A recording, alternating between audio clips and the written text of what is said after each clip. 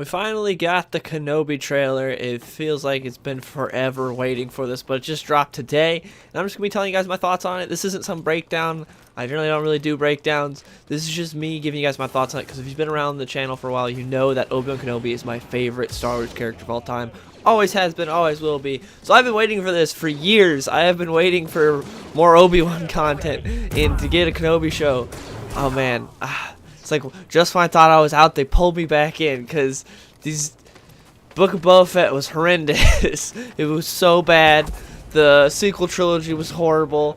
But there have been some bright spots. Mando's pretty good for the most part, other than some few episodes. I enjoyed Rogue One. But man, a lot of Disney Star Wars stuff has not been good.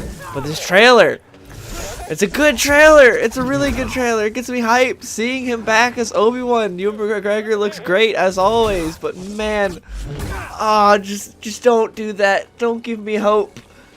Please be good. I'm at least happy that, like, basically none of the people that were involved with the storytelling aspect of Book of Boba Fett are doing this show. You have the lady that directed a few episodes of Mando, and she did good in those episodes, is directing the entirety of this show. The writer does not have a great track record, so that's got me a little worried, but who knows, maybe, you know, studio interference or something with those other projects. But this looks interesting. Like, I like the trailer. One thing I will say, I tweeted out saying, man, Darth Maul really would have been perfect for this show, and I'm mad Filoni used him and ruined him in Rebels. I don't necessarily mind his ending on Tatooine, like how it ended. It was kind of a little lame how it ended in half a second, but I didn't mind it too much. It was fine. It was kind of a fitting ending. But what led up to that, all the stuff with Ezra, and also him getting his ass beat by a blind Padawan, like, they kind of just ruined Darth Maul, and then they just kill him off, and it was like, there was no really point in actually using Darth Maul in that show. He would have been perfect for this, especially because, in my opinion, the Inquisitors are lame. Always have been, always will be. Ever since I first saw the Inquisitors on Rebels, I'm like, these guys suck. They are incredibly lame. They have their stupid lightsabers that twirl and let them fly. They kind of suck all the time at, like, everything they do. Like, the one guy looks kind of cool, the main Inquisitor, I guess. Well, but the Inquisitors are just lame to me. Like, Darth Maul would have been so much cooler for this, and for them to, you know, finally settle that, like, in live action, Ewan McGregor versus Darth Maul would have been so cool. But no, instead, we're getting the Inquisitors. So I don't know. We'll see. It looks like that one chick is who they're really pushing as the main Inquisitor. Who, so we'll see how she does.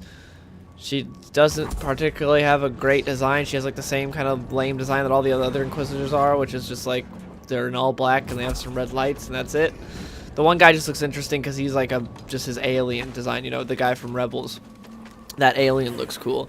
I do like seeing Obi-Wan using a blaster. I think it'll be cool to see a more crafty Obi-Wan in this, not being able to rely on, like, the Force and the lightsaber as much. So I'm really excited to see a crafty Obi-Wan. I'm happy we're getting off of Tatooine, but also this is the one show that makes sense to be on Tatooine. Book of Boba Fett made no sense to be on Tatooine. It makes no sense for Boba to go back to Tatooine. He has no connection to that planet whatsoever. I have no clue why he would want to settle down there. Makes absolutely zero sense. That was stupid. Obi-Wan, it makes sense for him to stay on Tatooine and never leave, but I get why the Disney showrunners, are like, the showrunners for this were like, yeah, let's take him off planet, because we're sick of Tatooine, because how much time on Book of Boba Fett we spent on it, and also Mando spent a good chunk on it as well. But this is the one show, those other two shows shouldn't have been on Tatooine. This is the one show that should have. But they go to a place that's totally not Coruscant. They said what the name of it was in, like, a Star Wars article, like on the Star Wars website. I can't remember what it was. I can't be bothered to look it up right now. But it's Coruscant, but it's not. It's just like how Jakku's totally not Tatooine, guys. It's a new planet. That's this. But hey, whatever. I don't get why you can't just use, like, Coruscant, but whatever. I'm happy to have a new planet that looks exactly like Coruscant. It looks cool. It's supposed to be, like, inspired by Hong Kong or whatever. We got, like, the castle, which looks sick. Excited to see all these locations. Seeing my boy back as Uncle Owen is awesome. I'm excited to see what he does. I imagine him and Obi-Wan will have a lot of animosity, because that's what they always do. Uncle Owen, in pretty much every expanded universe thing, whenever he interacts with Obi-Wan, is like, hey, you dickhead, you are endangering Luke. And Obi-Wan's like, but I gotta teach Luke how to be a Jedi. And yeah, so I'm excited to see those interactions. See Ewan McGregor and Joel Edgerton interacting. I'm excited about that because those are two of my favorite actors, so I'm excited to see those two interact more. And yeah, I just think it's going to be interesting. I really hope it gets into things fast, because that was a big problem Book of Boba Fett had, and Mando's had to some extent as well, where it's like, hey, this is a short-ass season. There are not many episodes here, but we are going to have a ton of filler and take forever to get to what you want to see. And it's like, you're not taking advantage of the short episodes. With short episodes, you don't have to do that filler. Like, with a short season, I mean. Like, there are other shows, like, there'll be, like, a Netflix show or something, and it's, like, 20 episodes, and you'll be like, well, yeah, there's going to be some filler here. But then when you have, like, an 8-episode or a 6-episode season, it's like, okay, you can just get to whatever at once. You don't have to do all this filler. And then they still do it. So this show, it better not be like, oh, we're going to take 3 episodes to get Obi-Wan off of Tatooine and have him actually doing stuff. Since from the trailer, it seems like the more interesting stuff happens after Tatooine. He better be off Tatooine, like, at the end of the first episode. That's what I'm thinking. But yeah, it definitely looks like the, or that's what I'm hoping. Looks like the Inquisitors are hunting Obi-Wan on Tatooine, as we see when that one Inquisitor has someone hanging in, like, the middle of the town. I don't know, Mos Eisley or whatever.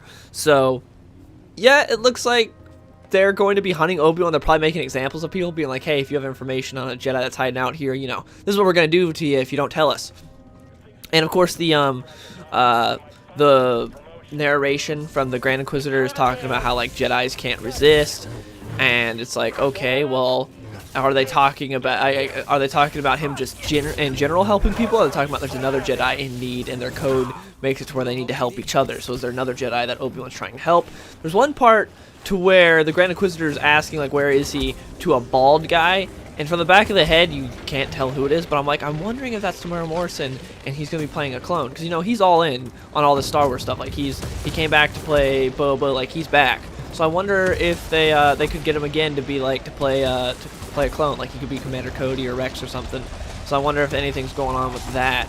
Otherwise, I have no clue who that bald guy is. Or it could be a brand new character. This could be the Jedi that Obi-Wan might be helping. Who knows?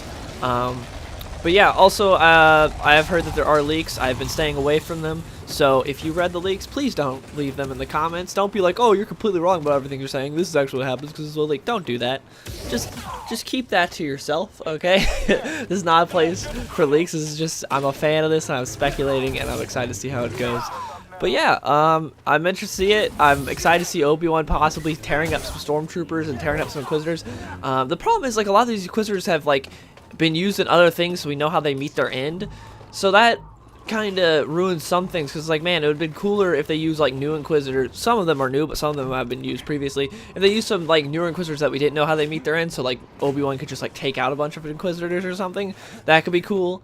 But yeah, that ending with Obi-Wan fighting on the rooftop of the blaster looks sick. It definitely reminds me of Clone Wars. And yeah, I'm excited for this. The one thing I'm not excited for is all the stuff that they said leading up to us about how Obi-Wan and Anakin are going to have an epic duel. Because them meeting before A New Hope makes no sense and is so stupid. Obviously, they're going to have some duel where Vader thinks he kills Obi-Wan. But man, when it was first announced that if Vader was coming back, we knew they were going to fight. And we saw, like, concept art and stuff. I was like, oh, maybe it'll just be a Force vision, because it happens all the time in Star Wars. You have these crazy-ass Force visions that aren't things that actually physically happen. So, like, maybe that'll be it. And then they're like, no, they're going to have a huge battle, and it's going to be awesome, and blah, blah. And it's like, I know, like, it'll probably look cool. It'll probably look really cool. But story-wise, it makes no sense. What are you doing? Have you guys seen the original trilogy? Like, it'd be cool if some people that like Star Wars worked on Star Wars, you know, or knew anything about the franchise. But yeah, this trailer gave me hope. I'm excited. I probably shouldn't be, because it's probably not going to be very good, but who knows. Ewan McGregor's back, though. I'm so happy about that. And yeah, those are my thoughts on the trailer. Please let me know in the comments below. What did you guys think of this? Hope you guys enjoyed the video, and I'll see you guys later. Hey, skinny boy, saucy boy, I be running to the bank. Yeah, you know I hit the gas in the whip full tank. Riding past the ocean while I'm listening to Frank.